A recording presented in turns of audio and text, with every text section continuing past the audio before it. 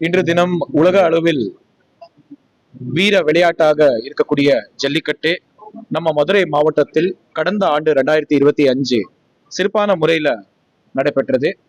அதே போல் இந்த ஆண்டு கூட சிறப்பான முறையில் நடத்த வேண்டும் என்றது தமிழ்நாடு அரசுடைய முடிவு.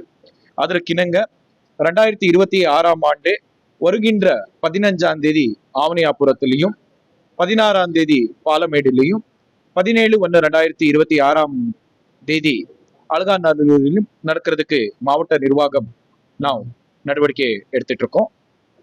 உயர் நீதிமன்றம் மற்றும் உச்ச நீதிமன்றம் உடைய அறிவுரைக்கிணங்க மதுரை மாவட்டத்தில் அனைத்து வழிகாட்டு நெறிமுறைகள் பயன்படுத்தி இந்த ஒரு ஜல்லிக்கட்டை நடத்த வேண்டும் என்ற ஒரு முடிவு மதுரை மாவட்ட நிர்வாகம் எடுத்துட்டு இருக்கிறது.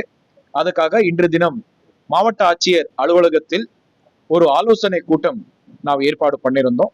இந்த ஆலோசனை கூட்டத்துக்கு மரியாதைக்குரிய வணிக வரி மற்றும் பத்திரப்பதிவுத்துறை அமைச்சர் அவர்களும், மாவட்ட அளவுல இருக்கக்கூடிய மாநகராட்சி காவல் ஆணையாளர்கள், மாநகராட்சி ஆணையாளர், சோழமந்தன் சட்டமன்ற உறுப்பினர்கள், அனைத்து துறை உடைய உயர் அலுவலர்கள், பொதுமக்கள் இந்த ஆய்வு கூட்டத்துல வந்திருந்தாங்க.